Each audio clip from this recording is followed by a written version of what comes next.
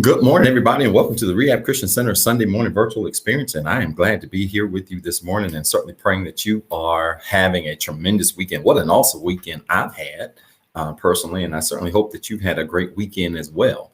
It is good to see you. It's good to be here. And y'all forgive me for smiling so hard this morning. I tell you, it's just, it's been a really good weekend, and hope all of you are doing well. Listen, got to get into the word today. I've got a very powerful word. I'm sure you probably saw the flyer yesterday. It was like, what is this dude talking about now? But you know me, it's always something crazy, but makes sense that you can apply to your life to make your life better, to continue to grow spiritually and every other way in your life. So I'm excited today and really can't wait to share this message with you. So if you have not already, I want you to start hitting the @ symbol, regardless of the channel that you're on.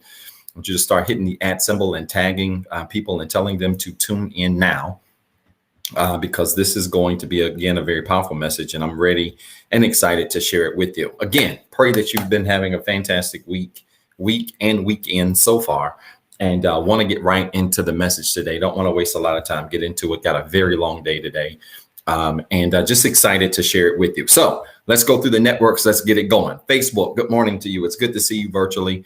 Thank you so much. Those of you that are already tuned in, thank you so much for tuning in. If you're on Facebook, do me a favor. Make sure you say good evening, good morning, in the chat area. Let us know that you're all tuned in. And then do me a favor, hit that likes button, hold it down, turn it to a love. And I want you to tag 5 people, hit the share button and tag 5 people this morning and tell them to tune in. Again, this is going to be a great morning, great message. Excited to share it with you. You all know what I think about being mean. And so this is going to be a fun one. I'm telling you that. I cannot wait to share this word, and you're going to be glad that you tuned in. So again, good morning to you. Those of you that are on Facebook, praying that you've had a tremendous week and a tremendous weekend. Now, do me a favor, invite somebody to church, virtual church. Really quickly, hit that @ symbol, tag 5 people, tell them to tune in. And I promise you, they're going to be blessed for being here. Instagram, good morning to you. It's good to see those of you that are tuned in on Instagram already, and it's good to see you virtually. Do me a favor, Instagram. If you're on, I want you to hit that heart button, hold it down. Let me see some hearts fly up the screen. And then I want you to hit the @ symbol and go down your friends list and tag 5 people and tell them to tune in this morning. Let them know that we're on the air. I've got a very powerful word on kindness that we're going to deal with today. And certainly in a world filled with mean, crazy people, this message on kindness is going to be on time. And so do me a favor, hit that @ symbol, tag 5 people, tell them to tune in on Instagram, and let's get it going. And thank you so much again for tuning in. YouTube, good morning to you. It's good to see you virtually. Thank you, those of you that are tuning in to YouTube. YouTube has been our most consistent network. So let's just hope. I've had several outages in my internet all week long. I don't know what's going on, but I've literally had, 4 or 5 outages this week on different days. It's been crazy. So let's just hope the internet is good today. But YouTube, those of you that are tuned in via YouTube, good morning to you. It's good to see you virtually. Thank you so much for tuning in. If you're on via YouTube, do me a favor. I want you to hit that @ symbol. I want you to tag some people on YouTube, tell them to tune in, hit that share button, share that link out to people who may not be on Facebook or Instagram or other mediums of social media, and tell them to tune in. You can even hit that share link and send the link to somebody. You can text it to someone. But I want you to invite somebody to this message this morning. It's going to be powerful. Again, if you have known me any period of time, especially since rehab has started, you know how I feel about being kind. And so we're going to deal with kindness today. And it's going to be a powerful message. It's going to be a quick but a good message. And so I'm ready to really get into this word today. And so, again, I need everybody on all of our networks to start hitting that @ symbol now. Start inviting people because we're getting ready to switch gears, go into our declaration so that we can get into this powerful message today. And I don't want you to miss it. I don't want your friends to miss it. I don't want your family to miss it. This message, you're going to be glad you tuned in. You're going to be glad you got this message today. And it's going to challenge you. It's going to convict some of you. And some of you are going to be excited and shouting where you are because it's really going to confirm how you act and how you behave. And I'm excited to give it to you and excited to bring it with you or to you on this morning. Listen, I've been praying for your children all week long. Certainly hope everybody had a good first week of school. Those children, young people that started school this past week, and certainly those that went into week number 2 that started the week before. We're certainly praying that your week has started off well. I've been hearing so many reports of so many rising cases, even on a college campus that I work. So many rising cases. We have cases out of the wazoo. It's getting out of hand. And so I'm certainly praying that all of you are being safe, that you're wearing your mask, double masking if you have to, and being safe and taking care of yourself, even if you have to go out and do things, or if you just go out, period, that you're being very safe and cautious. There's some nasty people out here, and I want you all to be safe and well. And so I'm praying for you, praying for your children, certainly that God continues to cover them as they're in school and doing what they do. And certainly for you as you go to work, back and forth, just in life, that God will continue to cover you. All right, y'all, I'm ready to get going. I need you to hit that @ symbol. We're getting ready to get into the declaration. I'm getting ready to get this party moving this morning. Again, certainly hope you've been having a fantastic week and weekend. I've had a great weekend, a very busy one, weekend, but a great time, and certainly pray that all has been well with you. And certainly want you to know that we are praying for you. We are praying for families that have lost people, certainly praying for the family of Elder Dunn, who lost her life. Certainly just a wonderful woman. And I know her funeral was yesterday. Certainly want to thank Elder Misty for attending that on behalf of our church, and certainly herself, who had a very personal relationship with her. But certainly praying for the Dunn family and everybody impacted by that loss, and all of you that have experienced any kind of loss at all this week or over the last couple of months, especially during this COVID season, that God will continue to bless you and strengthen you as only He can. Listen, let's get into the declaration today. All right. I'm excited about the declaration. I'm excited about being here. And I'm grateful to have you tuned in. Again, as we're doing declaration, repeat after me. If you can multitask like I can, multitask, say the declaration, hit the @ symbol, and invite people at the same time. All right, because I want to get into this message on kindness, and it's going to be a good one. And I'm excited, and you're going to be glad you tuned in. All right, so go ahead, start inviting people, hit that @ symbol, start inviting people. Let's go through the declaration. You should see it on the screen if you're on Facebook, YouTube. If you're on Instagram, just repeat after me and follow after me. All right, we do the declaration every Sunday because we believe in the power of what we say. And we understand that not only just our words, but the energy and the effort behind the words that we speak really bring things into motion into our lives. And so wherever you are, I want you to repeat this declaration. I'll say it slow and pause so that you can say it with me. All right, let's do it together. Restore.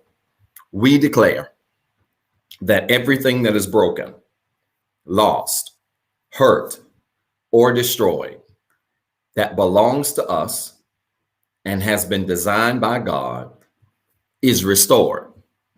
My faith is restored. My joy is restored. My mind is restored. Even my lost time is restored. I am no longer broken. The fact that I'm alive means I have another chance. My faith has restored me, and right now, His love is making me whole. Evangelize. Say it with me. We declare that God helped us so we can help somebody else. He loved me when I was unlovable. He changed me when I was a mess. His love lifted me when I was down. I'm not perfect, but I am free. And anything that came for me can't keep me. Because I'm free, my circle is next. My family is saved. My friends are blessed. My plans are successful. My goals are ahead of schedule. And anything connected to me is blessed just like me. Hope. Say it with me.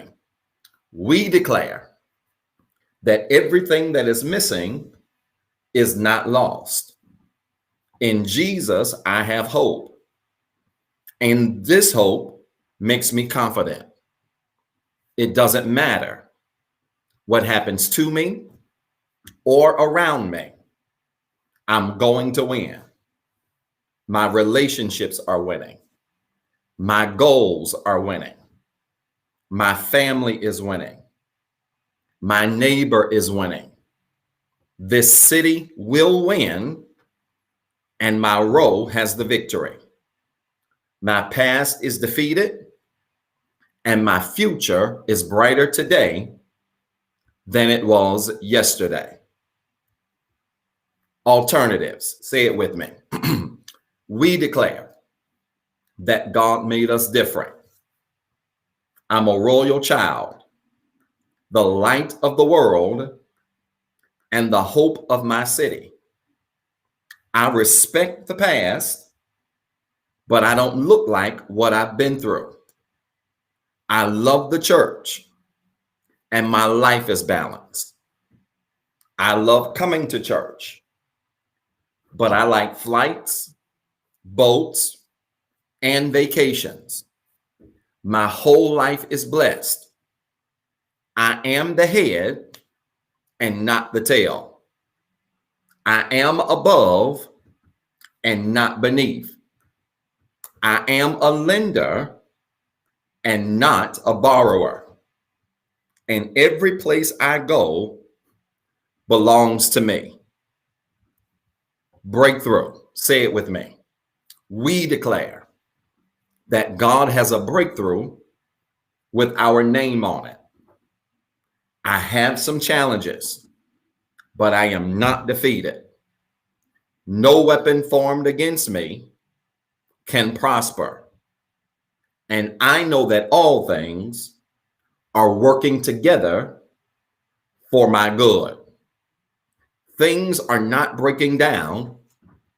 They're about to break through. There is a breakthrough in my career.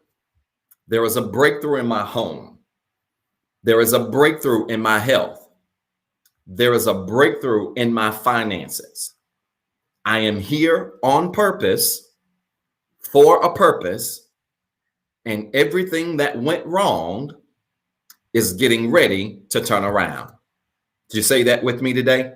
Come on, if you said that with me, I want you to type in the comments, as we have for every single Sunday this entire year. It's already done. Come on, do it quickly. It's already done. It's already done. Come on, type it quickly. It's already done. You said that declaration with us. If you spoke these words with us today, I want you to type it in the comments now. It's already done. It's already done. God's making a way for you. God's opening doors for you. God's literally moving mountains out of your way. You will not have to fight in this battle. It's already done. God's restoring. He's evangelizing. He's sending hope. He's giving you alternatives, and there's literally a breakthrough with your name on it. Come on. It's already done. It's already done. It's already done. Listen, I've been doing the declaration now for months. We started off with broadcast members when this first kicked off, but I've been doing this for some time.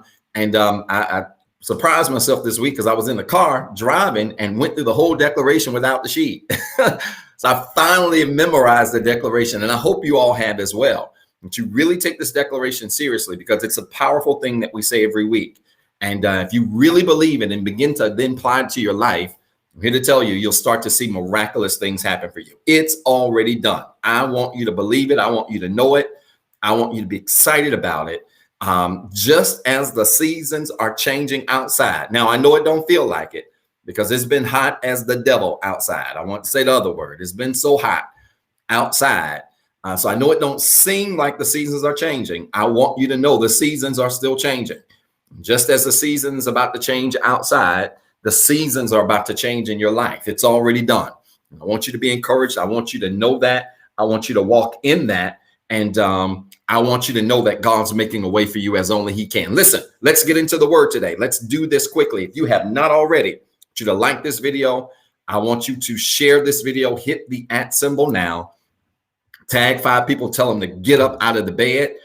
Somebody was outside last night, and you need to wake them up and tell them to get up to get this powerful word today that we're going to deal with. I want you to, while you're doing that and tagging 5 people, I want you to go ahead and type in this morning's subject: be kind, please rewind. That's what we're going to talk about today. Be kind, please rewind. This is going to be a powerful message, and I'm excited to bring it to you, and so excited that you tuned in. Be kind, please rewind. Be kind, please rewind. All right. And we're going to be in Ephesians chapter number 4, today, verse 25 through 32. Ephesians chapter 4, verse 25 through 32, the New Living Translation. Be kind, please rewind. That's what we're going to talk about today. And some of us are old enough to know what that phrase means and where it came from. And we're going to start there to lay some context before we get into Ephesians 4, which is a very powerful chapter on spiritual godly conduct, right? And I cannot wait to deal with this, because it really deals with the conduct of the believer. And I want to say from the start, the conduct of the believer is not about being perfect. At the core of being a believer is, frankly, how you treat other people. All right. At the core of being a believer is how you treat other people. This ain't even in my notes, but this one is for free. By this shall all men know that you're my disciple. Not by how often you go to church, not by how much you shout in church, not by how much money you give in church, not by how many convocation dresses you got, not by how many fitted suits you got, not by what your last name is, not by how well you sing, preach, or play. By this shall all men know that you're my disciple, if you have love one for another. The greatest commandment that you have ever been given as a believer is to treat people right. Some people are going to be glad they tuned in today, because I'm going hard today. The greatest command you have ever been given as a believer is to treat people right. Nothing more than that. It's that simple.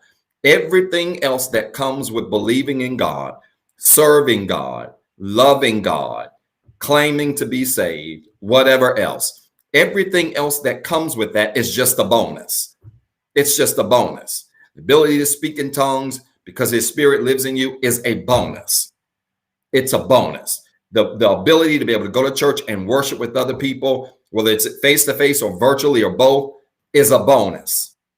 The greatest command you've ever been given as a believer, that's greater than all of that, is that you treat people right. Amen. Amen. It's quiet in my house, but that would be one time I would want somebody to say amen to me. It is. It is the greatest command that you've been given. So we're going to deal with this today in Ephesians chapter 4, verse 25 through 32, New Living Translation. Now, there was a challenge in the 90s. I'm going to show my age. There was a challenge in the 90s. Some of us remember the movie chain stores. Blockbuster was the biggest one that I remember, but many local cities would have their own chain of video stores. And there was a day pre-DVD that you would rent VHS tapes. You would rent VHS tapes. And I've got tapes downstairs that I'm going to, I saw in a magazine where you can get those tapes converted. I may have been on a flight or something, where you can get those VHS tapes converted to like DVDs. And I've got like a whole box of probably about 70 or 80 of them, from just concerts, when I was used to be a musician, former church services, former events when I played basketball, just all kinds of things that I want to get converted, because I want to be able to leave those to my children, things like that. And maybe even enjoy them from time to time. But there was a day where you had to rent videotapes in the old VHS things, and people would not handle the tapes right.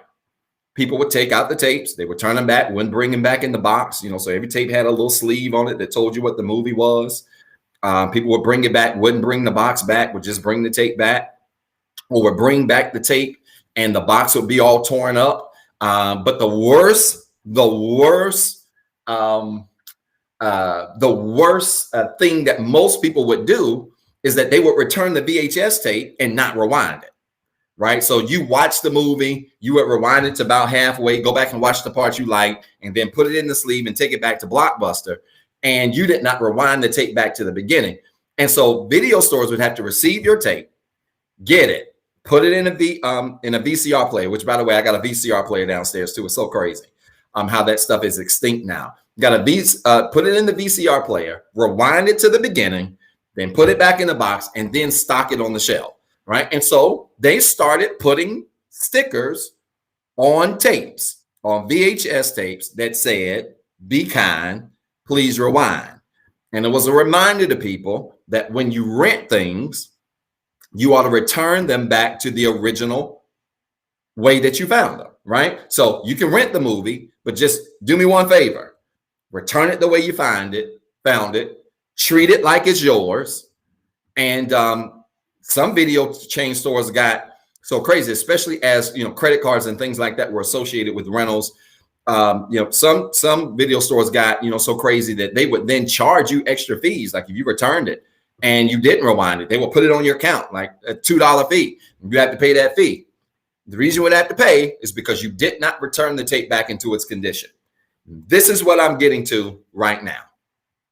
When it comes to how you function as a believer, and I'm going to talk more about this at the conclusion of today.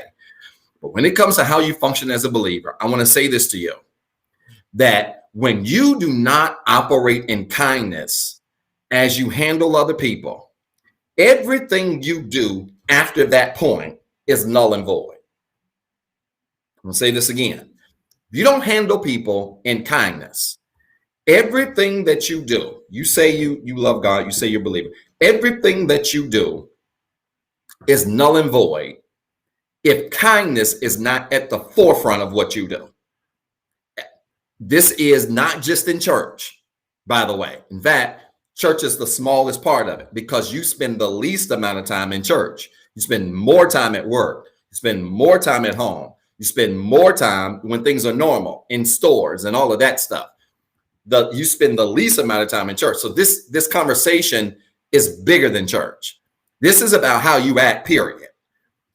The minute you claim to be a believer, everything you do after that point has to be laced in kindness. If it is not laced in kindness, if it is not laced in love, then really you need to go back, get that kindness and love together, and go do it again. This is going to challenge some people today, but I am so excited. Look at this. Ephesians chapter 4, verse 25. Y'all ready? Because I'm coming out swinging today. Let me put my pen down. Ephesians chapter 4, verse 25. New Living Translation says this. We're going somewhere. So stop telling lies. Let us tell our neighbors the truth, for we are all parts of the same body. I want you to record this. The greatest challenge to most functional connections is honesty. The greatest challenge to most functional connections is honesty. The greatest challenge to most functional connections is honesty. It's honesty, right? One of the greatest benefits of family is the freedom that comes with truth, right? When you can be truthful with people, there is liberation in that. When you can be truthful with people in your relationships, truthful with your family members, truthful with your friends, truthful with your coworkers, truthful in any space, not your truth, the truth. Okay.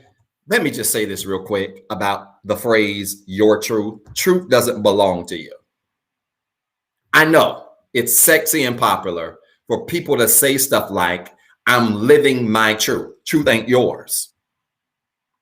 Truth, you don't possess truth. The truth doesn't belong to you. Truth is objective. Whether you like it or not, the truth is the truth. The phrase my truth is laced in subjectivity because you are attempting to label what is true for you. But just because it's true for you, don't make it true for everybody. Just because it's right for you doesn't make it right, period. My truth could be eating a bowl of Breyer's ice cream every day. I got this thing that I make, and the kids was like, Daddy, you need to open up an ice cream restaurant. I got this super fat sundae that I make. I can't give y'all the ingredients, but I would just say it involves Breyer's ice cream, oatmeal cookies, and Hershey syrup and some other stuff. It's fat, but it's so good.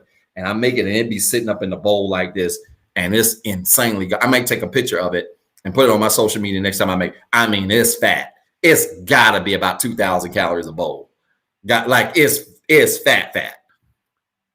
My truth could be every day after a hard day of work, After I eat, get the kids settled, I'm going to eat me a bowl of ice cream. And my truth is, eating the bowl of ice cream makes me feel better.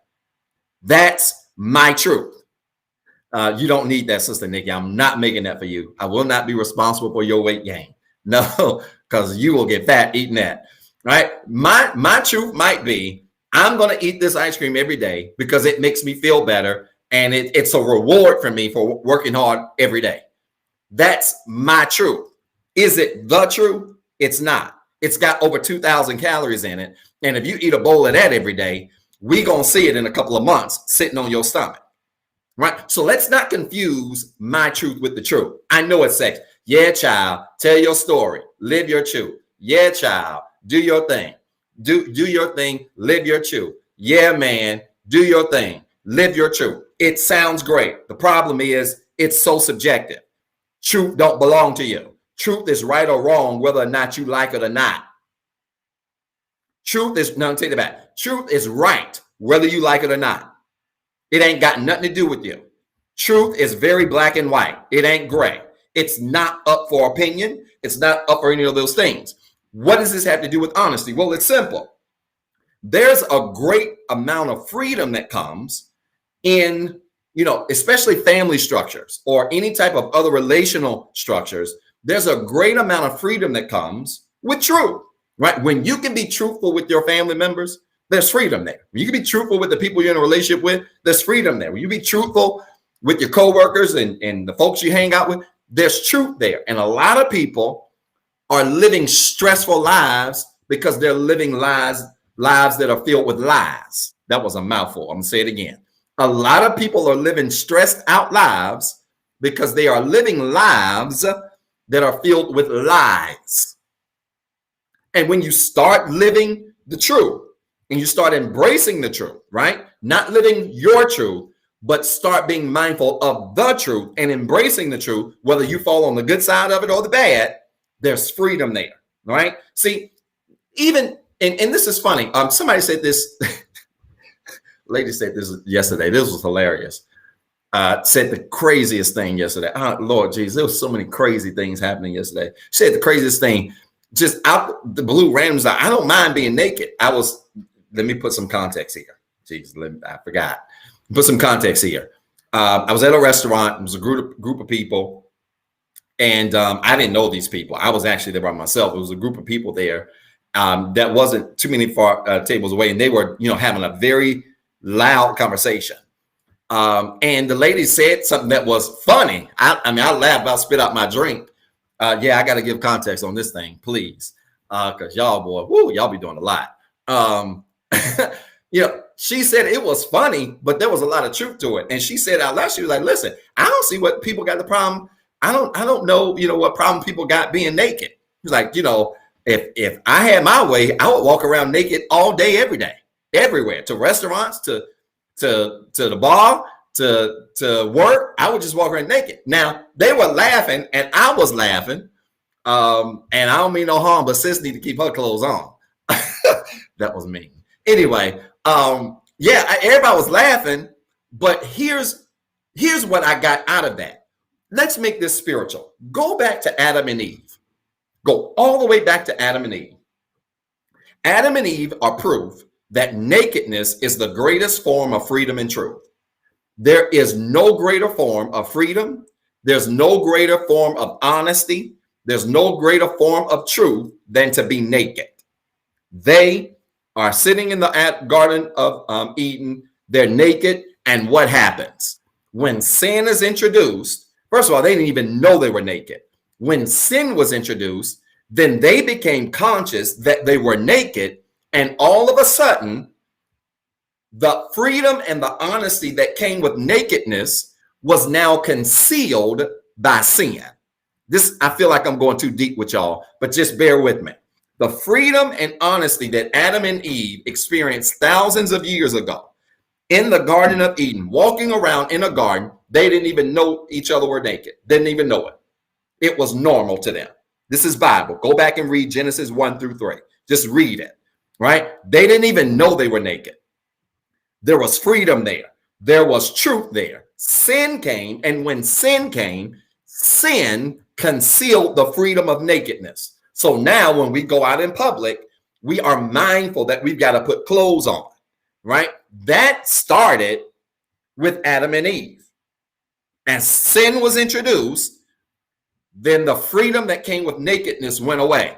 So she said that, the lady last night at the restaurant said that, and she was being funny, but she was also, and didn't even realize it, being profound. And that is this. Think about it.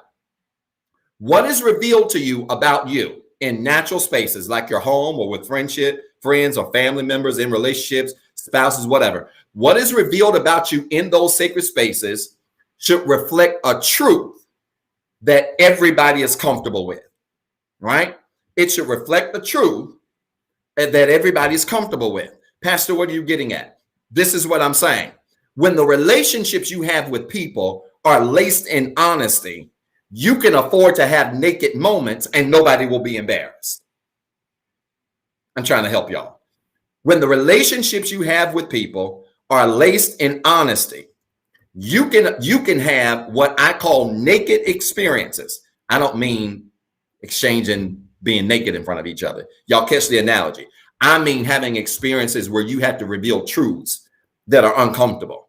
You have to have conversations that are uncomfortable. You have to have experiences that are uncomfortable. You have to go through trials that are uncomfortable. You can have those uncomfortable naked moments, and it will not make the bond worse.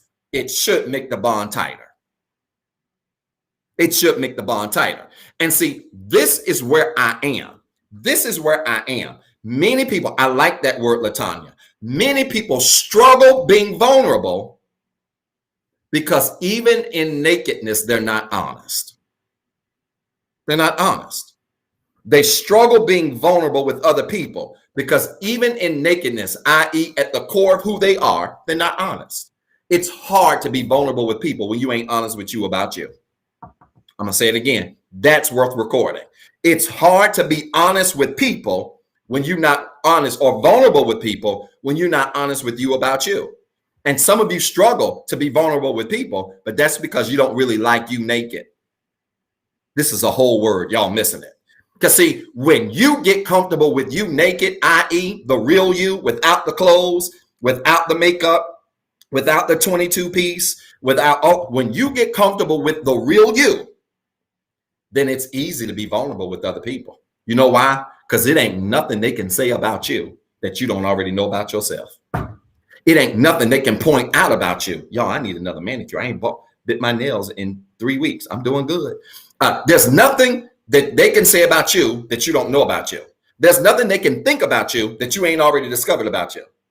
There's nothing they can point out about you that you ain't already pointed out about you. You are completely comfortable with you, right? So people struggle to be vulnerable. They struggle to be vulnerable because they have not been first honest with themselves. And I think that it is ironic that the Apostle Paul in this book would start off dealing with kindness by first going back. He said, listen, before we deal with kindness, let's rewind this thing. Let's deal with what is at the root of kindness. At the root of kindness is honesty. Record this. In your life, there can be no breakthrough without honesty. I want you to record it. In your life, there can be no breakthrough without honesty. I don't care what it is. That's in your career. That's in your relationships. That's in your marriage. That's in your friendships. That's in your business. That's in whatever connections you have. There can be no real breakthroughs in your life without honesty. If you want to see breakthrough happen in your life, start being honest. Start being honest. If you want to see breakthroughs happen in your relationships, start being honest with people. Stop lying to folks. Be honest. Be honest. See, many of us have had horrible relationships because the very foundations of them were built on dishonesty. They were built on dishonesty. It was I'm going to get you sucker part 2. They met you. Everything on you was fake. You met him. Everything about him was fake. And the foundation of your whole relationship was what? Dishonesty. Instead of you doing what old girl did, and I'm going to get you sucker, take off your wig, take off your fake leg, take off your 22 piece, Take off your makeup, and guys, take off everything that's fake about you and get to know each other at the core of who you are. I'm trying to help you. So Paul says, I can't even deal with your kindness issues until we rewind back and deal with honesty, because you can't even be kind if you ain't honest. Hello? Are y'all listening to me? You cannot. I don't see no hearts. I don't see no amens. Maybe I'm hitting y'all too hard today, but you simply cannot be honest with anybody until you are first honest with yourself. You can't be kind to nobody until you are first honest with yourself. You have to be, because it is at the root of everything that we do. And until you do, you will continue to live a life of fantasy. Some of y'all live in a fantasy life. What's a fantasy life, Pastor? I don't mean a fantasy life in terms of great things happening for you and all of this stuff. I mean, you're living a fantasy reality because you are avoiding the truth about you. Like, you are literally meeting people. You are literally in spaces, starting businesses, starting careers, doing all of this stuff, and not just being honest about you and who you are and what your strengths are and what your weaknesses are, and going through these cycles, seeing no real results because you're not being honest. I was sharing this with my employees. We had a staff meeting Thursday. I was sharing this with them, and I'll share it with you. When it comes to yearly evaluations, I have to evaluate my employees and do an evaluation. One of the things that I've always hated about evaluations in some spaces I've been in is that people don't like to tell the truth on evaluation. So everybody gets exceeding expectations. Like, you late for work every day, but you get exceeding expectations for timeliness. Or you late to work every day, but you get exceeding expectations for responsibility. Some not matching. I'll tell you what's not matching. People struggle. People don't like to tell the truth and hear the truth. And so I'm saying to all of you that for me, I appreciate evaluations that are truthful. Tell me where I'm not doing well. Tell me what I'm not doing well. Tell me the areas that I can improve on. Yeah, give me the areas that I've done well, but tell me, I want you to spend more time, spend a little bit of time on those areas, but I want you to spend more time on those areas I'm not doing well, so that I can be the best employee, the best friend, the best father, the best entrepreneur, the best whatever I can be. And some of us, we run from that. And that's why you struggle to be vulnerable in your relationships. That's why people struggle to get to know the real you. That's why you live your life. Oh, I feel like I'm busting some of y'all down to the white, because some of y'all ain't talking to me today. This is why some of you live your life in this proverbial shell where you only let people get so close. And you thought that it was cute. Oh, I can't let the people get but so close to me. And you wear that as a badge of honor. But the reason you can't is because you ain't even got close to you.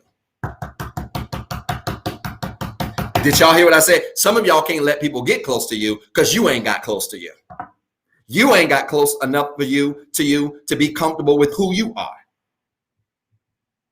So stop putting it on people. I would let people get close to me, but I got to keep my boundaries. No, you just ain't honest with you. You just ain't unpacked that anger issue that you got that stemmed from your childhood, and you ain't dealt with that. You ain't unpacked that temper that you got that stemmed with the fact that your parents weren't in your life the way they should have been, and you thought that it was cute to create boundaries and not let people get close to you, and you thought you were doing them a favor, and you don't even realize you ain't doing nothing but hurting yourself.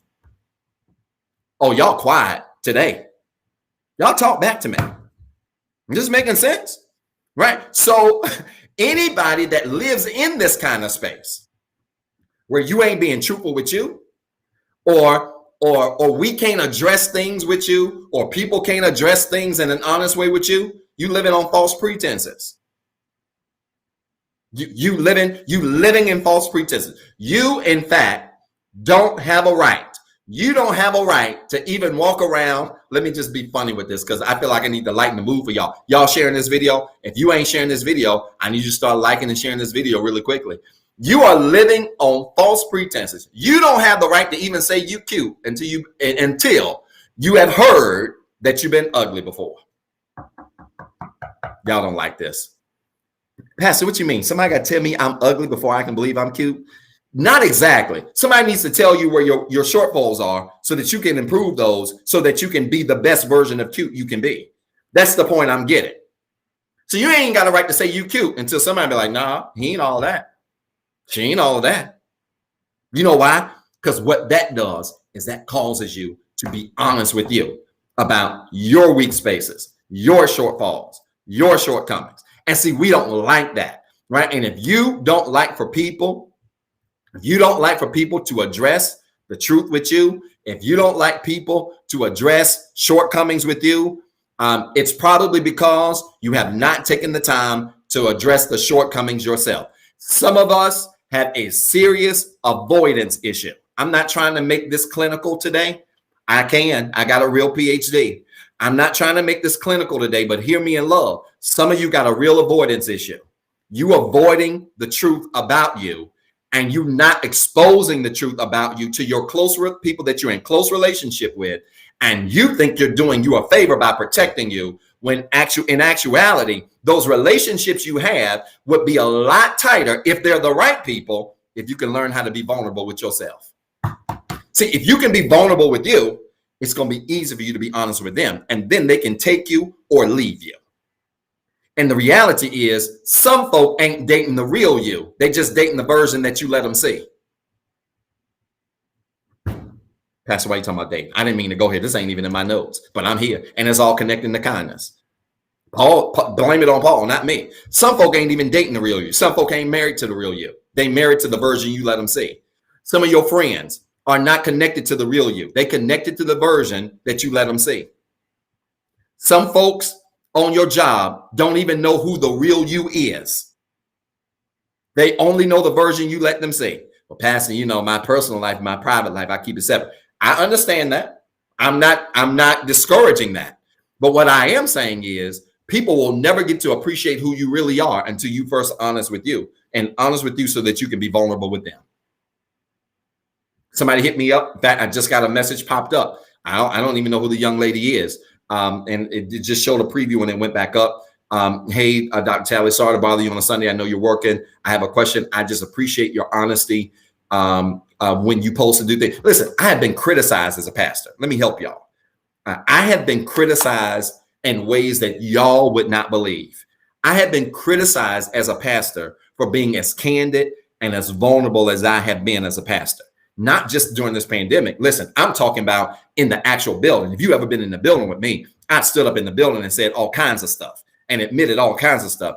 And I have been criticized, crucified, ostracized, talked about, picked on, you name it. But let me tell you something. What makes my ministry so powerful is the fact that there ain't nothing I can say to y'all about me that I ain't already admitted to myself.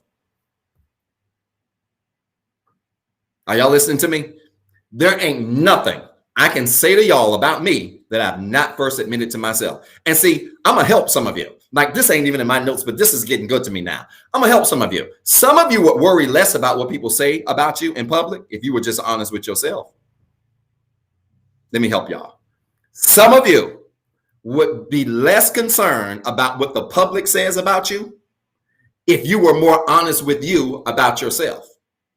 See, let me help y'all. Pastor, you'll post anything. You'll say anything. Listen, you know, there was a post I did this week. I wanted to put a cuss word in there. And I just said to myself, that's probably too much. You know, half my church friends don't think I'm saved. And my non-saved friends just think I'm losing it. Right. So I said, I might not better not put a cuss word in it. But listen to me. Some of you, I'm going to tell you the trick to not worrying about what people think about you. The trick to getting to a place where your feelings are unbotherable is when you are honest with you about you. You know why I don't worry about what people say about me? Because there ain't nothing you can hear about me that I ain't first been honest with me about. In fact, I'll co-sign it. Hey, Dr. Talley, I heard you were pimping 10 women on the corner of MLK. And if you just pull me to the side, I'm gonna be like, yeah, that was probably true. But it wasn't 10, it was 8. 2 of them had to call in. They were sick.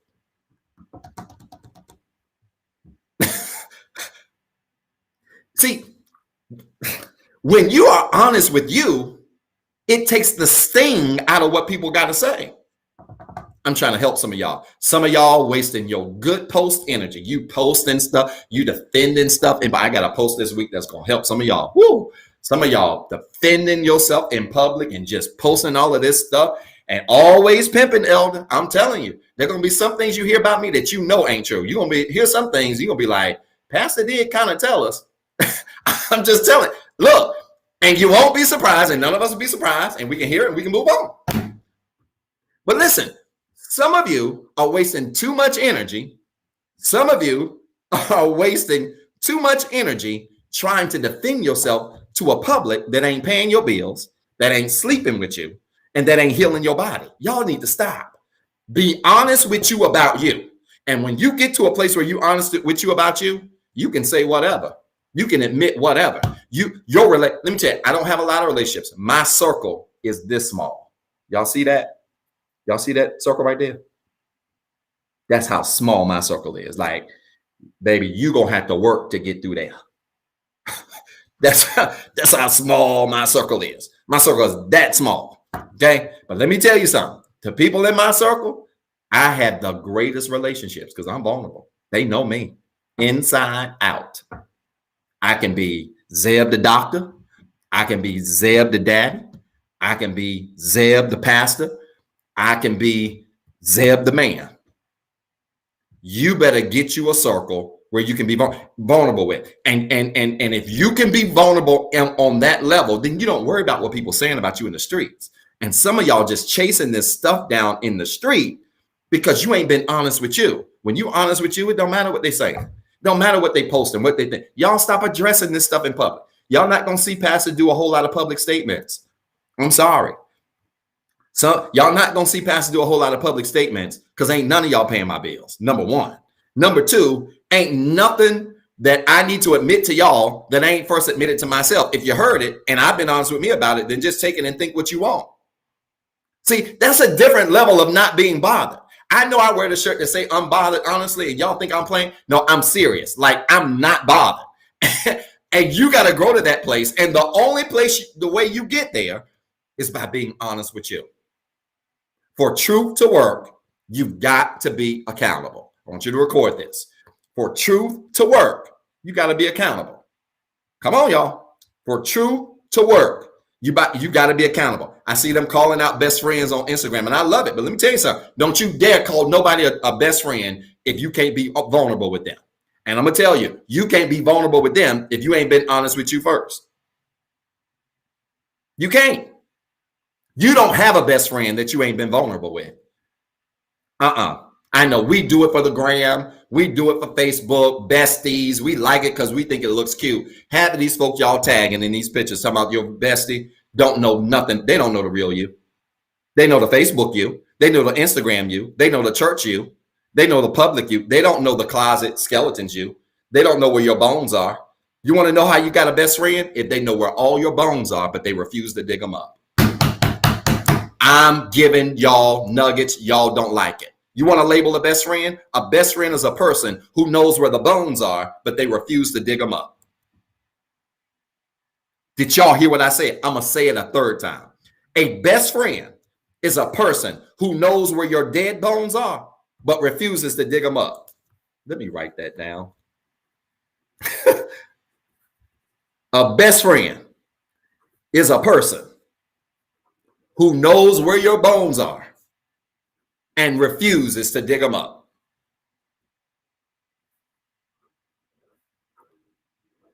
Listen, I'm going to just be honest with y'all. I have friends in my life that are on this level that know so much about me that they could, with one post, have me on the front page of the paper. One post, one sentence, 1 or 2 sentences, and completely had me. I would be, what's the word when people you share you over and over? Viral, completely viral. But you know what? I ain't worried about it. They friends, best friends, good friends know where the bones are and they refuse to dig them up. That means when y'all getting along, they don't dig them up. Here's a good word for y'all. When y'all argue, they don't dig them up. See, this is why some of y'all, Y'all, I'm still in the message. I promise I'm going back to Ephesians 4:26 next. All right. But this is why some of y'all need to quit labeling folks anything until you argue with them. That's best friend, friend, boyfriend, girlfriend, unisex, whatever you do. Some of y'all need to stop labeling folks and giving people labels and titles before you have an argument with them. You know why? Because you need to see them mad. You need to let them get mad with you first and then see what they do with your bones. See if they start pulling up the bones that they know. See if they start bringing up the bones they know. God forbid, see if they start telling other people about your bones. Y'all stop labeling folks best friends and all of this stuff. No. I'm with that, Elder.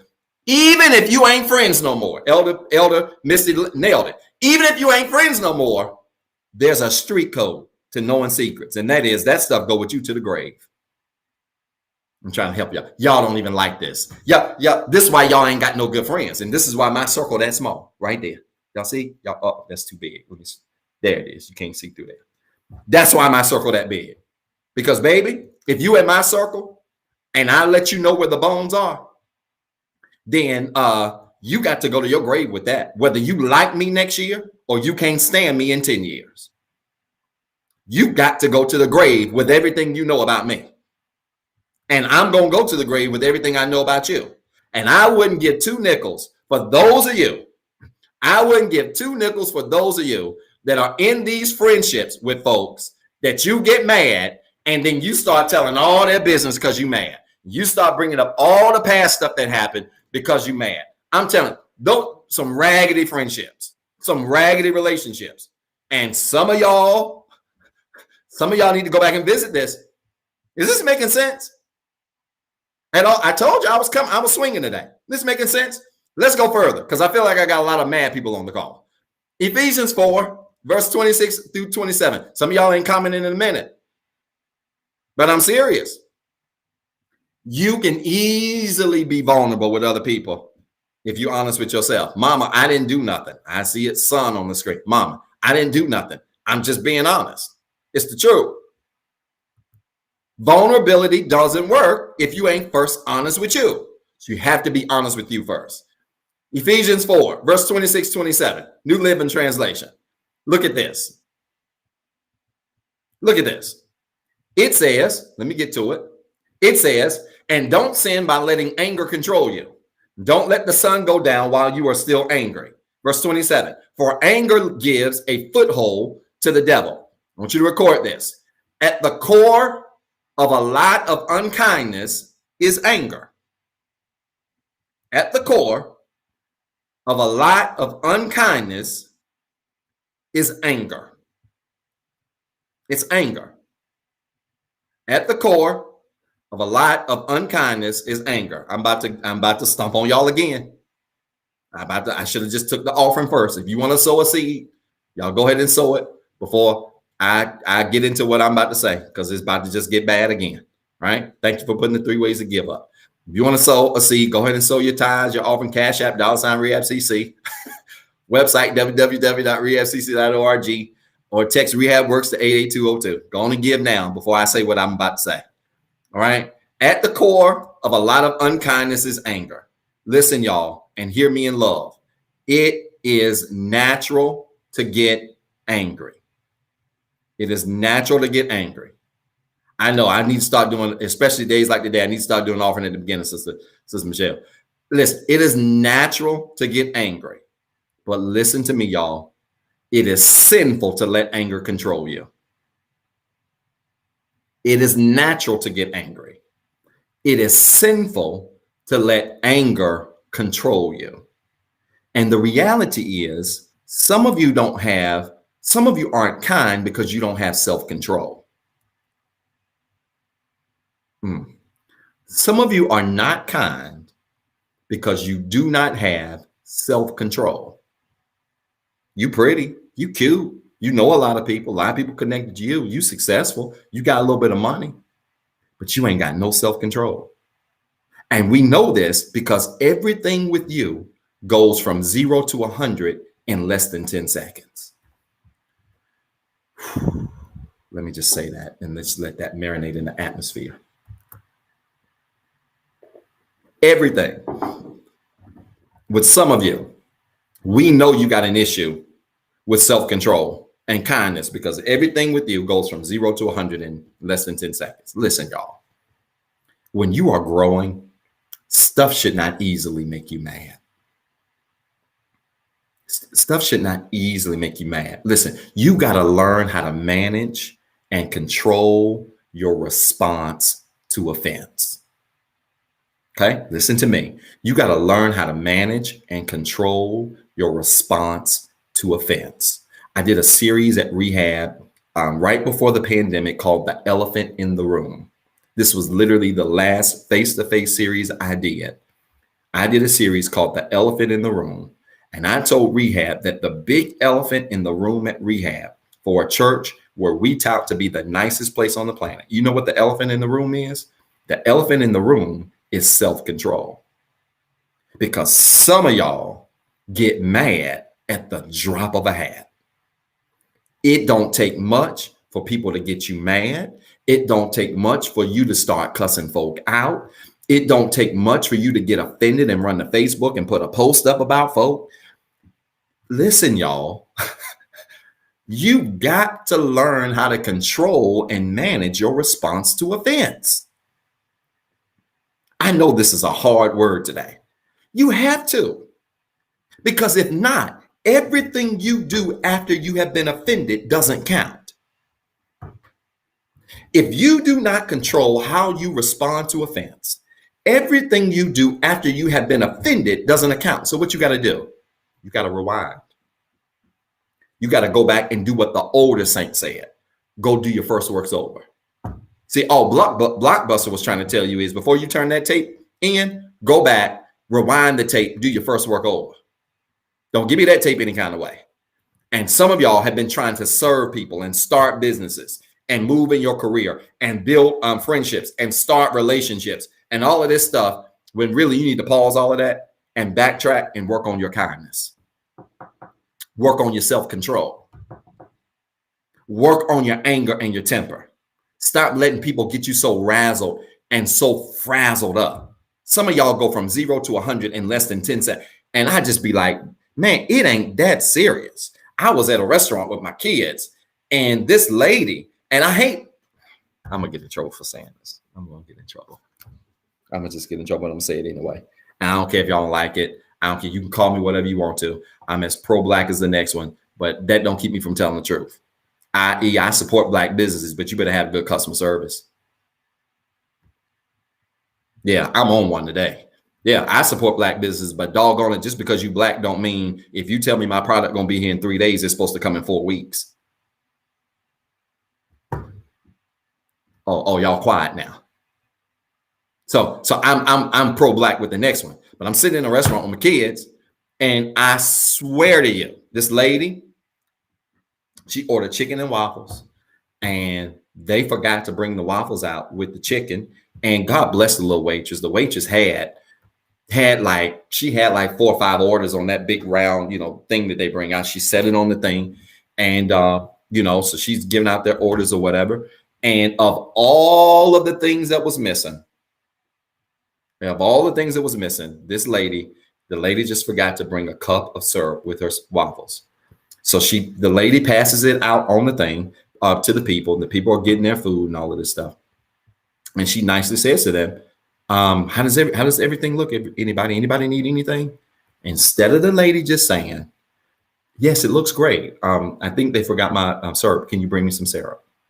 The lady says, this don't make no sense. Y'all couldn't remember the syrup? I was embarrassed. This don't make no sense. Like y'all couldn't remember the syrup? First of all, ma'am, even if they forgot it, and they clearly did, was it that serious to go from 0 to 100 and loud because they forgot your syrup? And y'all, I hate to say this out loud. It be us that be doing this. Oh, I'm losing y'all now. Look at the numbers falling. I don't care. Y'all know me. I'm going to keep it 100, whether you like it or not. Yeah, it'd be I mean, boy, some of y'all, I would not go within 2 feet of a restaurant with. because y'all do the most over little stuff. How are you gonna forget the lady? It was an accident. It was not that serious. If I would have had some syrup, I would have turned around and gave the lady my syrup. So the little girl was all, ma'am, I'm so sorry about that. I'm sure they didn't mean to forget it. I'm sorry, I didn't even notice it when I brought it out. I apologize. Let me go back and get you some syrup. And she's apologizing. And I'm looking at her like, lady, you ought to tell her, we forgot the syrup, but hold on. That's why I can't work in customer service. Because if y'all come with it with me, I'm gonna probably bring it back. Go get your own syrup. There's a Walmart down the street. I'll be fired in 2 days. Y'all hear what I'm saying? I can't do it with some of y'all that go from 0 to 100 in less than 10 seconds. Some of y'all in your fighting days, some of y'all ended up in a whole lot of fights because you was connected to people who went from 0 to 100 in less than 10 seconds. Somebody said something about them and they could have just walked away or said something back and just kept on walking. But no, it was Dave Chappelle part 2 when keeping it real goes wrong. They had to turn around and go say something to them. And before you know it, they fight. And now you in a fight that you didn't even ask for. Why? Because people can't control their temper. Listen, y'all, I don't mean no harm. I love each and every one of y'all. But if you can't control your temper, I don't want you around me. If you can't control your anger, I don't need you around me because you're a hothead. And you're going to mess around and mess something up for me just because they didn't bring no syrup with your waffles.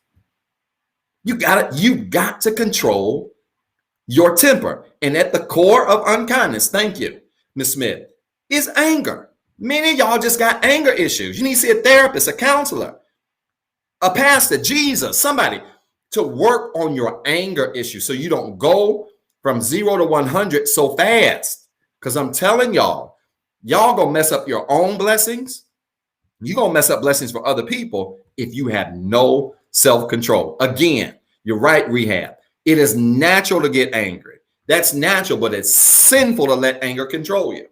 Yeah, get mad. Lord knows. Woo, I was in a meeting week before last, or in an exchange week before last, where the devil was trying to kill me. This was not last week. This was week before last, where the devil was really coming for my neck. He was really trying to say, "Oh, okay, you've been on this journey. You're a different person, huh? Let me put this on your plate and see how you really are." And boy, when I tell you, I was in this exchange via email where I promise you the devil was trying it. But you know what? I passed the test. I got angry for a second, but I didn't let it control me. I didn't let anger stop me from being professional. I didn't let anger cause me to get in my feelings when I responded. I didn't let anger cause me to get smart in my response. Some of y'all get real smart in your text and in your post and you start throwing off and you get passive aggressive. Oh, I got a video coming up on my personal YouTube on passive aggressiveness. Some of y'all are so passive aggressive that folk can't really deal with you because when you get offended, instead of just saying you offended, you start acting stupid. Yeah, it's white meat all over the floor, like it was. Jason Peele did it in Candyman. Like it's white meat all over the floor on this broadcast today. Some folk can't deal with you because when you get mad or get offended, instead of you saying, "Hey, this offended me," what you start doing? You start getting short. You send back short word response. Instead of normally your responses are okay with exclamation marks and emojis. Now you respond in K. Yeah, I am going to do a sermon on passive aggression. I'm doing my YouTube video first. And I'm going to do a sermon on because it don't make no sense. When all you got to do is just be honest about being offended. See, honesty fixes a lot. When you're honest about being offended, then you ain't got to walk around with no attitude. For what? You didn't say it how you were offended. You put it out there. Now it's up to other people to receive whether or not they have offended you and to make the adjustments. Don't be passive aggressive. Y'all stop being passive aggressive at work. Stop being passive aggressive in your relationships. You walking around not speaking for days, for hours. And the person you're in a relationship with don't even know, they don't even know what they did to offend you.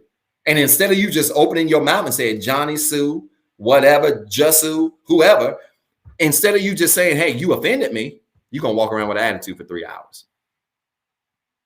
And listen, this ain't a gender thing. It ain't just females that do it. Males do this stuff too. Passive aggressive. Y'all stop doing that. Y'all stop. Are y'all listening to me?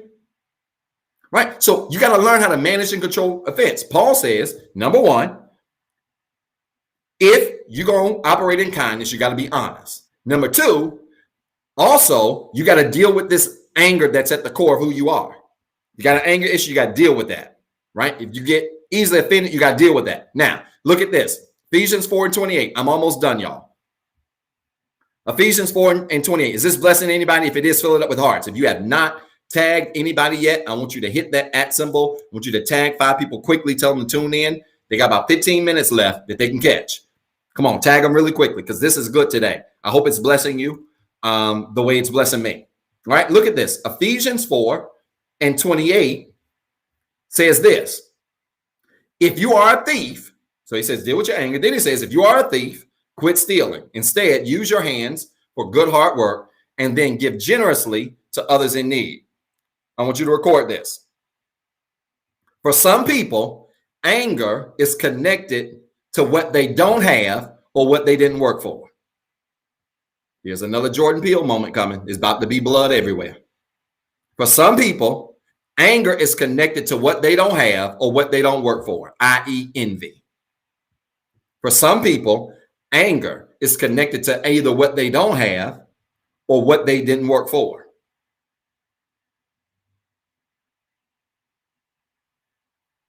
Now, this is going to challenge some of you.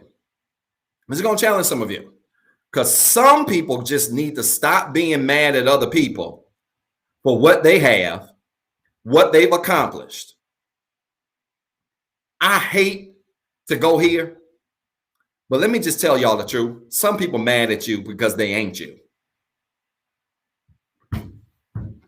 There, I said it. Some people mad at you because they ain't you. Some people don't like you because you got stuff they wish they had. Some people don't like you because you, instead of quitting like they quit, kept going. Ephesians 4:28 is where I am. Some people don't like you because you made a mistake, but you bounced back and kept going. They made a mistake, waddled in it, and wondered why their life turned out the way it did, and how yours turned out better. Some folk just mad because they made bad decisions and you didn't. And if you are one of those people that I'm talking to, you need to get over yourself. Oh, this is a hard word today. Stop being mad over what you ain't got or what you didn't work for. Instead of being mad, go to work. Instead of being mad or envious, go out here and put in the work and go get it. Tell you something, I hate to put her on no blast here. Lord, I hate to put her on, but I hope she don't text me and get me for this. Sis Nick Watson, if you do, please just forgive me in advance because this is coming from a great place. Don't get upset with Pastor. This is all love. We were texting. I think it was last week. I was texting her and Michelle and just telling them how thankful I was for them. And around that, while we were on that text, I said, oh, by the way, the house is the bomb. If you haven't seen it, Sister Nikki Watson, who supports our ministry in a great way. She's one of my Texas members, virtual members. She supports this ministry in a great way. Has a house that has gone viral that she just purchased. And this thing is bad. Now, I'm not, and again, I hope this doesn't make you uncomfortable because I get that. So it's a shame, y'all. Listen, I got a new client. I started with her Friday. She's a young lady. She's 31, 32. She's a millionaire. And she's one of my newest coaching clients. And I'm so proud of her because I knew her when she didn't have anything. And to see her grow to where she is now is just phenomenal. And she said, hey, Dr. Talley, I wanted you to coach me because you helped me when I didn't have anything. And you changed my mentality to where it is now. And I need more of that to go to the next level of my life. And I'm like, baby, you already a millionaire. And you talking about the next level. That's my kind of talking. But it's so crazy, though. People like her, millionaire 32, people like this nigga got this huge house. Listen, it's a shame. I know what it's like. Not on that level yet. Because, my vision board is being still filled out. And I want this Wrangler Jeep that I'm believing God for real soon. But it's a shame that sometimes when I get stuff, I want to post it. Now, I don't mind being vulnerable about my craziness or pimping women or something like that, I'll be vulnerable in a minute, or having a bad day, or going to see a therapist, a counselor. I don't mind that at all. Okay. I don't mind it, but I'm gonna be honest with y'all. I struggle posting my blessings because a lot of folk that's looking at it don't like it. Y'all some dog. I almost said the word. Y'all some doggone haters. Y'all are, like, it's bad. And it's sad that when you get blessed, you want to post it, but then you got to think before you hit share. People gonna think I'm doing a lot, bragging. No, they ain't bragging. If you want the house, go do what they did to get the house, because I guarantee you it won't free. Somebody had to save some money. Somebody had to fix a credit score. Somebody had to work some long hours and start some businesses and do some things. Y'all, and I'm telling you, there's a whole lot of people walking around here mad. There's a whole, especially back home, Nick, do not get me started on Martinsville and Danville. And I don't care if you're from Martinsville and Danville, I can fight. I don't care. Martinsville and Danville, Lord. I know there are other places where they're haters, but good God from Zion. It's something about Martinsville and Danville. Like, I think when y'all come out the womb, they stamp you on your tail and be like, you're going to be a hater. Like, it's just in the water back there. And some of y'all might be from hometowns where it's the same way. It's just something in the water back there. But I'm telling you, I'd be hesitant to post the good stuff that's happening for me, because y'all, folk can't handle it. I know they can't. And people have an anger issue. And it's sad that some folks' anger issue is connected to what they don't have or what they didn't work for. Let me tell y'all something, man. The best, fastest way to get on the track of getting what you want, I'm going to give you good gospel here. The fastest way, yeah, please stop posting your stuff, because dudes will want you to sponsor them. The fastest way to get the stuff that you want that other people got, let me help you. You want to know the fastest way to get it? Be happy for somebody else having it. You want a man and you ain't got one? Be genuinely happy that somebody else got a man. I ain't talking about fake happy. Yeah, she got a man, but child, I knew him when he ain't had none. Y'all stop. Why is always got to be a but behind your statement? Yeah, she got a woman, but I knew it, man. I know her from back in the day, man. I know where she came from, man. I know what she used to do. Why has it got to be all of that? Why can't you just be happy that he got a lady and that she got a man? See, the fastest way to get what other people got, if you want to start and change the trajectory of where you are, is learn how to be happy for people. Like sincere, like literally, when I saw the house go viral and over like 2,000 people liked it, hundreds of people sharing it, I was like, man, I know her. I mean, how many of y'all was looking at that post like, I know her? Like, I know that lady who has that big house. I know how hard she works. I know the things that she does. More than that, I know the heart she has. I know how much she gives. She's a giver. Come here, white meat alert. Another secret to getting is giving. Some of y'all ain't got none because you stingy as HE two hockey sticks. HE double hockey stick. Some of y'all ain't got none because you that stingy. You don't give nothing. You don't give nothing to people. You don't give nothing to church. You don't give nothing to nonprofit. You don't give clothes away. You don't give nothing. You stingy. And that woman is a giver. So when she got the house, I was like, is that it? You ought to go get another one. As much as you give, go get two. Y'all don't like the way I'm talking here. Huh? When you're a giver, that stuff happens for you. When you're happy for other people, that stuff happens for you. Oh, y'all don't like the way I'm teaching today. I'm teaching today. I am teaching on this good broadcast today. Are y'all listening to me? And so anybody that was mad at that house, it ain't a Nick problem. It's a you problem. Some of us simply don't have nothing because we don't give. I was sharing this with a member this week, a faithful giver. And I said to her, I said, listen, folks want to know what they can do? Give. It ain't even about me. I'm trying to see you blessed. The quickest way to have is to give. And then you ain't got to worry about being angry. I don't ever have to get angry about what other people get. Man, I'm telling you, that house, You have to let Nick give her testimony on time. I will. I absolutely will. I absolutely will let Nikki Watson give her testimony on tithing. And we will do that soon. I'm going to let many of you do it because I need to give a testimony on time. Let me tell you how the testimonies work. If you tithe, God bless you. But let me tell you something else that happened too. And let me see how many honest people I got here. How many of you have skipped a tithe week or a tithe month? You skipped it. I'm gonna use this couple $100 to try to catch up on some bill. How many of you skipped a tithe week or a tithe month? And what happened? Now I know y'all ain't gonna be honest and admit that. I can admit that. The pastor can admit that. I have until one family joined teams and jumped me. Martin family, I ain't gonna call no names. Until one family joined teams and jumped me, I was the greatest giver at rehab for 7 straight years. I'm a tithe. But let me tell you something. Skip a week if you want to. Skip a month.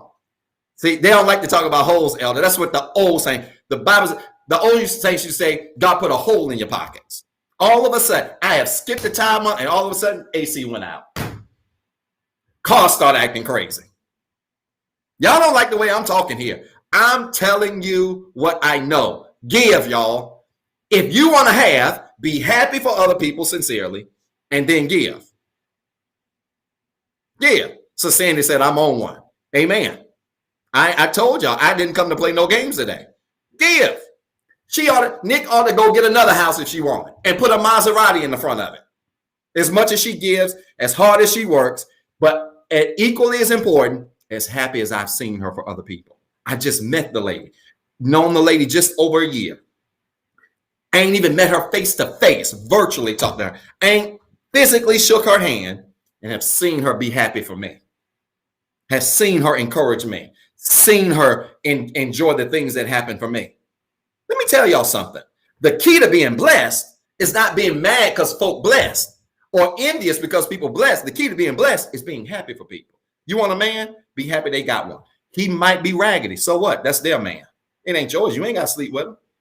He might not be your cup of tea. Might be their cup of tea. Just because it ain't your cup of tea, don't make it not their lemonade. Might not be your cup of tea. Might be her lemonade. Be happy. And if you can be happy sincerely, yeah, girl, go ahead. Get your man, girl. Get your man. If you can be happy for real, guess what? That's when God starts putting into motion what you want. That's when God starts putting into motion what you want. All right, let me keep going. I'm almost done because y'all really want me to stop this message, don't you? I'm running over. Let me hurry up. Yeah, they don't like this word today, Nick. This is a whole word because I'm just getting tired of seeing people hate, and I'm getting tired of people wondering why they ain't blessed, but they don't give jack.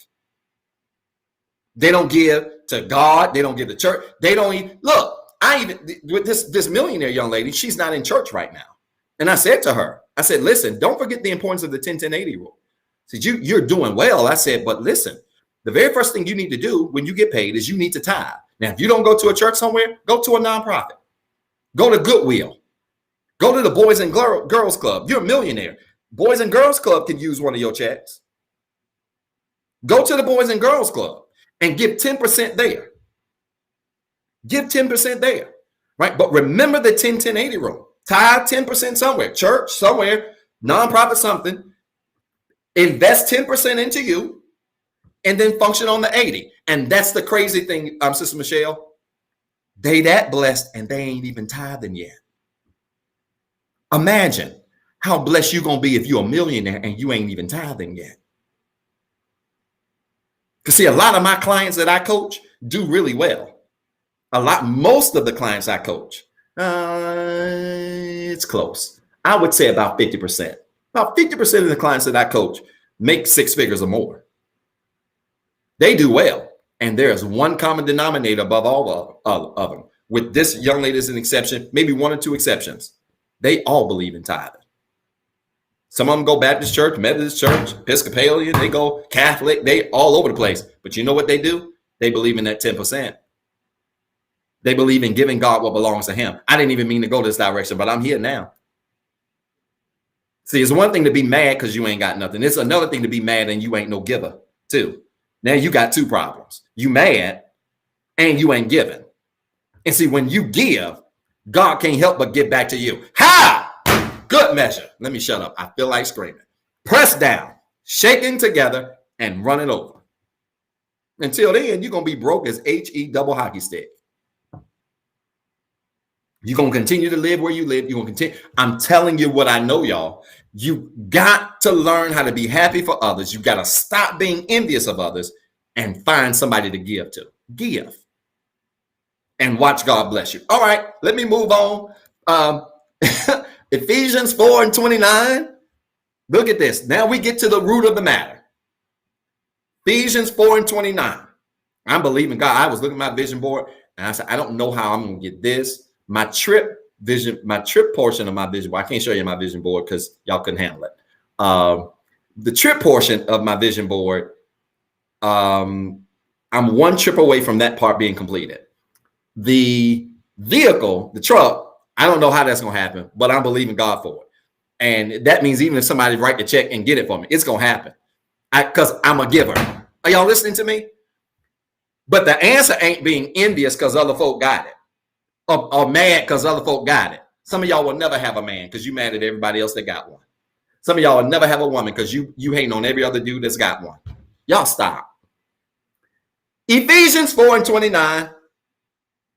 She said, I synced it, Pat. You have. Keep your mouth shut. Ephesians 4:29. Look at this. Don't use foul language or abusive language. Let everything you say be good and helpful, so that your words will be an encouragement to those who hear them.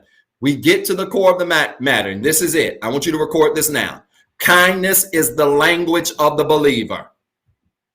Paul didn't already checked you. Paul said, first, you got to be honest. Then he said you need to deal with your anger issues and self-control. And then you need to stop being mad at people for stuff you ain't got and stuff you ain't worked for, and stop being jealous and a hater. And then he tells us in verse 29 that language, kindness is the language of the believer. I want you to record it.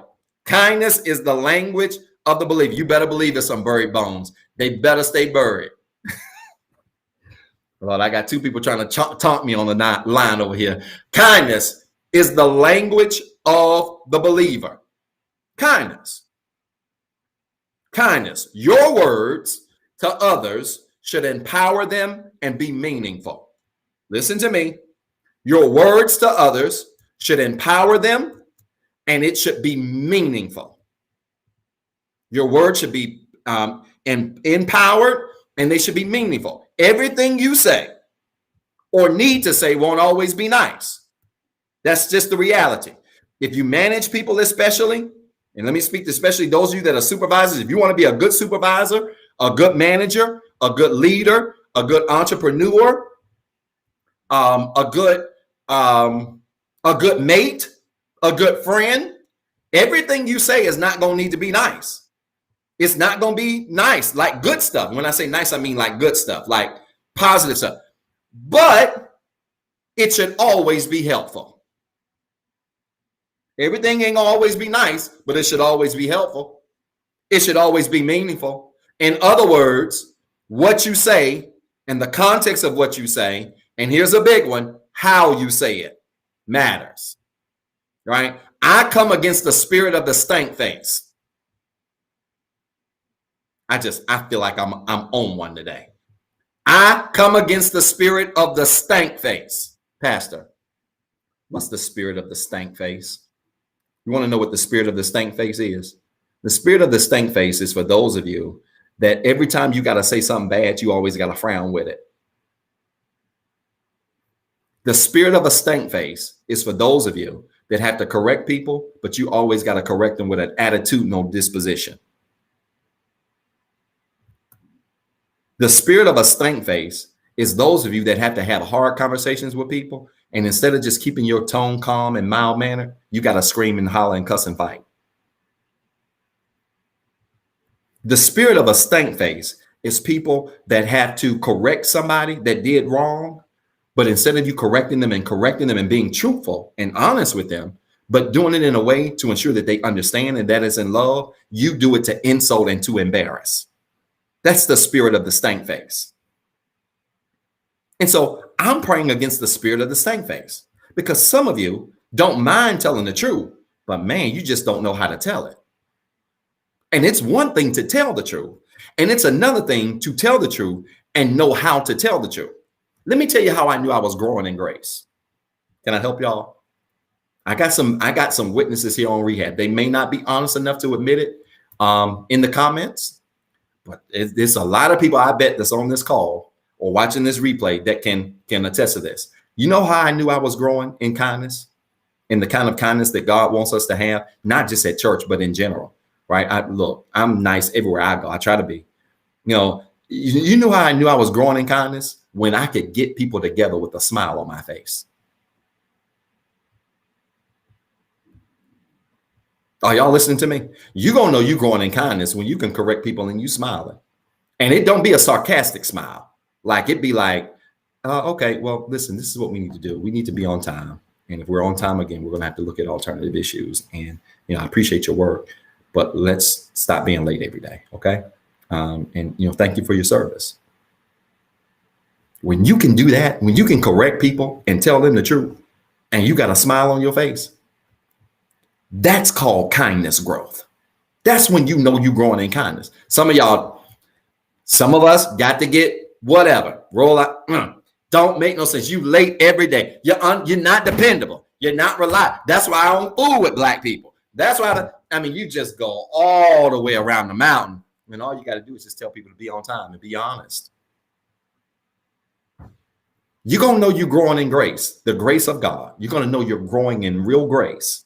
Oh, that's good. You're going to know you're growing in grace when you can correct in love and kindness. You're going to know you're growing in grace when you can get people together so much with a smile so big that people leave and they don't even realize that you got them together. Has somebody ever got you together so good that you didn't even realize they got you together? Like it was so sweet and kind, but they took you and walked the dog on you and then got up and walked out. And you was like, did they compliment me or get me together? Have you ever been gotten together so bad that you didn't know if you were complimented or gotten together? That's when you know you're growing in grace. It don't take no attitude to get people together. You can get people together in kindness. You can get people's attention in kindness. You can correct people in kindness. Rehab will tell you, I've had to get some people at rehab. God knows I have. And I just as nice as I could. No, we're not going to do that. No, you were wrong. No, your attitude was off. Fix your attitude. Let's do it different. So you'll know you're growing in grace and kindness when you can get people together in kindness. Watch this. You're going to know you're growing in grace when you can receive it and not get mad because you've been corrected. Now, I ain't even got time to deal with this. This ain't even in my notes here, but I can do a separate whole message on people not knowing how to be corrected, because a whole lot of us love to correct people. We love to correct people. And boy, don't give us a promotion. Don't promote us from Shake the Fries, because we really be correcting people. We great at correcting people, but let me tell you what we can't take. Can't take correction. We love to correct. Can't take correction. Let me tell you something. Giving correction and kindness is only one half of the equation. The other half of it is you can give it in kindness, but can you accept it? Can you accept your correction? Because if not, you are operating in the spirit of offense. Is this blessing anybody today? All right. Last verse, and I'm way over, y'all. Golly, I did not mean to be this long. I meant to actually be off the broadcast at 10:30. I got a large day today. Last verse, y'all. Ephesians 4:30. This is blessing you. I want you to fill it up with hearts. I told you I was coming today. I wasn't playing with y'all. Y'all playing. I'm not playing. Ephesians 4 and 30 through 32. Let me read them really quickly. Okay. Look at this. Ephesians 4, 30 through 32. And do not bring sorrow to God's Holy Spirit by the way you live. Remember, he has identified you as his own, guaranteeing you that you will be saved on the day of redemption. Verse 31, get rid of all bitterness, rage, anger, harsh words, and slander, as well as all types of evil behavior. Instead, be kind to each other, tenderhearted, forgiving one another, just as God through Christ has forgiven you. This is the last note I'm going to give you today. This is important. Record this. How you live will always be greater than what you say. How you live will always be greater than what you say. How you live. Yeah, they still talking about the promotions on IG. That's my comedian church over here. How you live will always be greater than what you say. Always. How you live, how you function will always be greater than what you say. This is why I'm laughing at some of y'all. I was telling a colleague of mine, I referred him actually to my, of course, his name will remain nameless. A lot of people know him, but he was asking for my therapist and referred him to him, a really good friend of mine. And we were just laughing about church and people going back in church and being criticized. And he's opened up his church recently, but very slowly. And I haven't opened up mine physically. Something will be happening soon. And he said, man, how you dealing with people talking about you? I said, I ain't. I'm kidding about that. I really could care less. I think at the end of the day, pastors have enough weight on them to worry about what people think. Their number one goal is to be led. And this is all working out for the good of Rehab. Trust me when I say, you have no idea how good this is working out. But I will say this to all of you. I learned during this pandemic that being a believer was far less about going to church. It was more about how you act. Some of y'all didn't learn that during the pandemic. I did. I learned during the pandemic that if I never go in a church building, I can still be a believer. If I never enter into another, and that's nice, and we should go into a building. Don't misunderstand me, because y'all need to take context before you repeat. Don't misunderstand me. We should go back in the building. We will go back in the building. I get all of that. But what's greater than what you do is greater than how you act. What's greater than what you do is how you act. Because there's a whole lot of folk dying for the church to get open. But you go on that Facebook post and they still cussing folk out. What you in a hurry for? What you cussing everybody out on your Facebook post because they talking about your kids' back to school outfit. And you didn't put up posts cussing folk out. And then you criticizing the pastor because he ain't opened the church up. The church ain't gonna stop you from cussing folk out on your post. The church is not gonna stop you from going from 0 to 100 in 10 seconds because somebody talking about your kids. And I get it. My kids are off limits. You talk about me, you talk about whatever you want to. My kids, my parents, off limits. Okay. And this is all it is to it. Off limits. They're just off limits. Right. So I get that. But even if you went there, I'm not about to go 0 to 100 on you. Church, for that, the church ain't going to stop how you act. You're going to stop how you act. The church is just a haven for you to get some encouragement, to be around other believers. The Bible says, forsake not the assembling of yourselves. Come on, you churchy folk. Forsake not the assembling of yourselves. That's what the church is for, right? And it's going to be a dynamite time. I'm telling you, my word has gotten stronger over the last 16 months. I don't know what y'all's has. So it's nothing wrong with being in church, but understand this. Church ain't going to stop you from cussing folk out. It's not going to stop you from adding mileage to your smash list. Church is not going to stop you from knocking down everything in sight. Church ain't going to fix your behavior. It's not. You are the church. Come on, Michelle. Michelle is teaching over here on Instagram. You're the church. The church lives inside of you because Christ does. And when you remember that, guess what it changes, y'all? It changes your behavior. And all of a sudden, who you are and how you act is greater than anything you do. It's greater than any song you sing. It's greater than anything you say. I'm gonna be real curious. When Rehab opened up, first of all, I'm treating this like a launch. When it comes like a new launch, I'm serious. I'm totally treating this like a new launch. And I'm just being brutally honest with y'all. Y'all like to be honest with me. I'm being honest with you. I'm treating this like a new launch, like a brand new church launch, literally. But I'm gonna be curious for people who return to Rehab, who've been there before, who decide to come back. Let me tell you something. I'm curious to see if you're nicer 16 months later. Because if you're not, we might as well go back home. What's the point? You could have been mean in your house, and then you don't have to contaminate other people, and you can just contaminate the people in your house. I'm serious. If you still mean after this pandemic and all of these people losing their life, what was the point of it? What was the point? Right? So stop saying you're nice and be nice. Stop saying you're kind and be kind. Kindness is the language of the believer. It is. Kindness is the language of the believer. Not how much money you give. Yes, give your 10%. Give your offering. Do that stuff. You can give half your money away if you want to, but if you mean it's HE2 hockey sticks, it don't matter. None of that matters. By this, love, kindness, how you treat people, shall all men know that you're my disciple. It matters how you treat folk.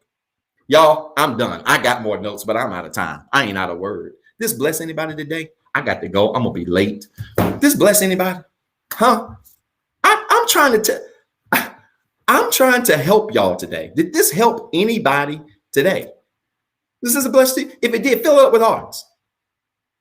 Tell me, drop it in the comments. If this was a blessing to somebody today, I want you to put in the comments today. I'm telling you, this was a powerful message that some of y'all need to go back and listen to again. In fact, not only you need to listen to it again, you need to go back and you need to tag 5 people and say, go back and watch this with your mean self. With your mean, speaking in tongues, falling out, hat wearing, consecration attending self. Go back and watch this tape right here. Because none of that stuff matters. You got to go back. You got to be kind and you got to rewind and do it again. If you don't treat people right, does not matter how gifted you are. Does not matter how much you love God. Does not matter how much you speak in tongues. If you don't treat people right, none of that stuff matters. None of it. Let's pray, y'all. You got prayer requests?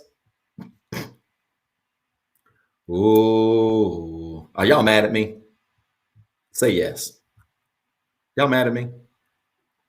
Like, are y'all Candyman mad?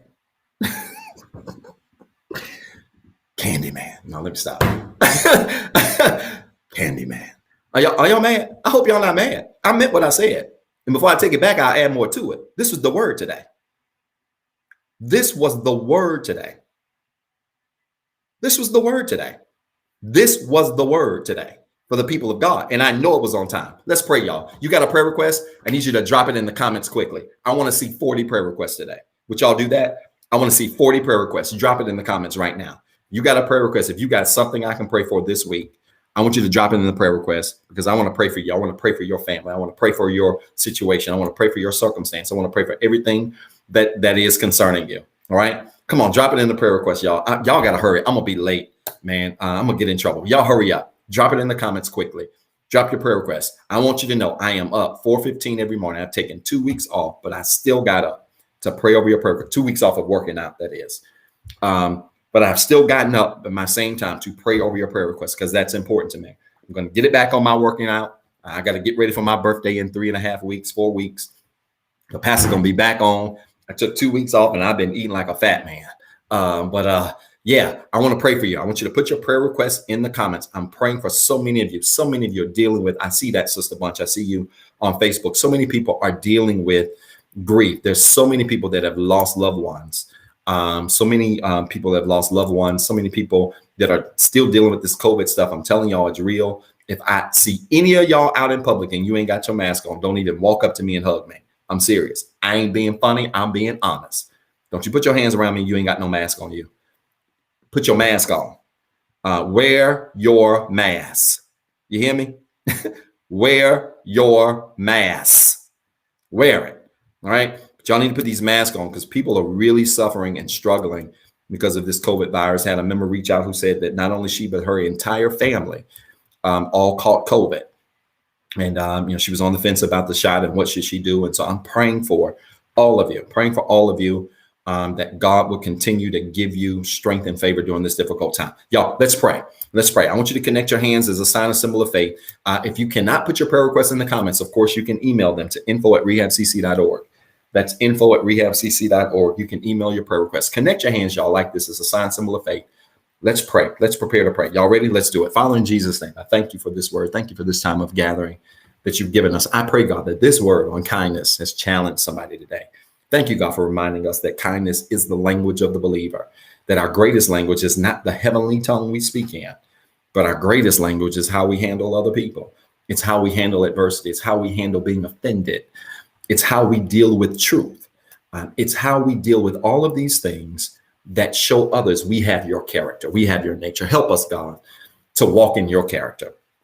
Help us, God, to walk in your nature so that when people see us, even if they can't put their finger exactly on it, they know that there's something unique about us. There's something different about us. God, help us to walk in kindness and sweetness and gentleness like only we can, like only you can, so that we can be everything you've called us to be and more. Now, God, for every prayer request that's been lifted up today, we speak to these prayer requests now. We ask that you would answer the prayers of your people, that you would make ways, open doors, meet needs, grant hearts' desires in a mighty way, heal ailing bodies, God, mend broken hearts that are bereaved, that are grieved right now. Give them comfort as only you can. Soothe them in their time of need. Help them to understand that you've never left them, that you are with them when things went wrong, and you'll be with them when things are all right. I thank you, God, for turning things around in the lives of your people. Let this week be a week that is filled with turnarounds, miracles, open doors, made ways, met needs in the lives of your people like never before. God, we thank you for these things and count them done. In Jesus' name, amen. Do me a favor, type in the comments quickly. It is so. It is so. Would you do me a favor? Type it in the comments quickly. It is so. It is so. Yes, I'm praying for those things. Clarity and direction. So many things. Business, building progress, reframing my thoughts, patience, clarity. I can't read them all, but so many prayer requests. I'm praying for them. Come on. If you prayed that prayer of faith, I want you to type in the comments now. It is so. It is so. It is so. It is so. It is so. It is so. Listen, while you're praying that prayer, or while you're typing that in the comments now, it is so. If anybody wants to be saved, if anybody wants to dedicate their life to Christ right now, I want you to stop what you're doing. If you're driving, I want you to pull over. If you're eating, put down the bacon. Whatever it is that you're doing. If you're at the beach, I want you to sit up right now. If you want to dedicate your life to Christ, maybe you're watching the replay and you heard this message and you've never heard the gospel of Jesus Christ preached this way. I want to offer him to you today. Romans 10:9 tells us that if we confess with our mouths and believe with our hearts that Jesus Christ is who he is and did what he did for us, we are saved. It's that simple. It's a simple formula. It's a simple equation. And I want to challenge you today to give your life to Christ. If you want to dedicate your life to him, repeat this prayer with me. Say this with me. I'm a sinner. I'm not perfect. I have some flaws. I've made some mistakes. I even have some failures. But I do believe that Jesus Christ was born of a virgin, lived on this earth just as I'm living. He suffered, bled, and died on the cross. But 3 days later, rose again for my sins. Because he lives, I can live, and I am saved. My friends, if you prayed that prayer of faith with me, I want to welcome you to the royal family of Jesus Christ. You've made a powerful decision today to dedicate your life to Christ. Now, find you a church home somewhere. I realize all of my members are not in the Greensboro area, or all of my viewers are not in the Triad area. Many of you are from all parts of this country, and some of you out of this country. Find you a church home somewhere where you can be a member of that ministry and dedicate your time, talents, and treasure to that ministry. If the Rehab Christian Center is a place that you would love to be a part of, I would love to be your pastor, whether in face or virtually. I would love to be your virtual pastor. We believe that this is a fertile ground in this ministry. The very candid nature of the word that is preached here and taught here, and the way we have impacted our community has been a blessing to literally thousands of people. And we would love to be your pastor. If you are looking for a place to call home, do me a favor. Just type in the comments now, membership. If you're interested in being a part of our ministry, just type in the comments now, membership. And one of our moderators will see your comment, reach out to you, get some information from you, and welcome you into our church just that quickly. But we would love to be your pastor. We would love to walk alongside you on this spiritual journey that is your life. And if you are not a perfect person, this is the perfect place for you. Not the largest church, not the loudest church, not the flashiest church, but by far in alignment with today's message. Because if it ain't this, it won't stay up. I'll shut it down. We are by far the nicest church on the entire planet and always will be. And so if you are looking for a ministry to be a part of, just simply type membership in the comments and somebody will get back with you and connect you to our awesome ministry. Listen, y'all, let's give quickly. I want to challenge all of you to give. If this message today has blessed you, I want to challenge you to give. Remember your tithes. Remember your offering today. Sow a seed into this ministry. And I know God will bless you for it in a tremendous way. You can give one of three ways. You can give via CashAPP, $, REHABCCGIVE. That's Cash App and $REHABCCGIVE. You can give on our website, www.rehabcc.org. That's www.rehabcc.org. Or you can give via cell phone by texting the word REHABWORKS. Text REHABWORKS, 2 words as 1 word, REHABWORKS to 88202. And right to your cell phone, you will get a text. Click on the link and you can give right from your cell phone, regardless of where you are. And you can be a blessing one of those 3 ways. Again, via Cash App, $REHABCCGIVE. That's $REHABCCGIVE. On our website, www.rehabcc.org, and choose online giving. Or you can text REHABWORKS to 88202. And right to your cell phone, you will see a message, a prompt. Follow that prompt. And you absolutely can be a blessing to us that way. But I want you to remember your tithes, remember your offering today. This message, I hope it challenged somebody to remember the importance of giving and tithing and giving, because it is through tithing and giving that God continues to sustain you. Doesn't matter how perfect or not perfect you are. God always blesses a giver. And I'm a living witness of that. And so many of you are on this call that are living witness of that. Do me a favor, y'all. Tag 5 people, tell them to go back and watch this replay. This message is going to help somebody. I really believe it. Let's make this message go viral. It's going to bless somebody. I want you to go back and tag 5 people and say, listen, go tune into this. If you like it, share it. Because this is really a reminder to all of us that you cannot say you're a believer and be mean as a snake. All right. This was really a good reminder for all of us of the importance of the conduct of a believer, not to be perfect, but to be nice. And if you can do that, God's going to continue to bless you. Listen, y'all, I'm done. Can't wait to see you Tuesday. Join me Tuesday for a powerful word. We are concluding our Becoming series this Tuesday. I hate it, but the summer is over, y'all. We're about to walk into fall, the greatest season of the year, because my birthday is there. Amen. We're about to walk into the fall. And so our summer series, Becoming, concludes this Tuesday at 7:08 p.m. So I want to challenge all of you to tune in, and we look forward to seeing you this Tuesday for Life Study for a powerful message. All right. Thank you, moderators, for all you've done. Thank you for all of you that tuned in.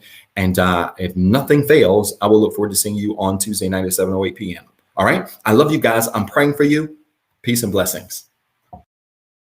Thank you for watching the Rehab Christian Center live experience. If this broadcast has been a blessing to you and you would like to be a blessing to our leader, Dr. Zeb Talley III, you can sow a seed into his ministry by Cash App at $Pastor ZT3. It is our prayer that this message of hope encouraged, enlightened, and empowered you to be better. Please tune in Tuesday at 7:08 p.m. for our life study experience. And as always, be blessed and have a wonderful week.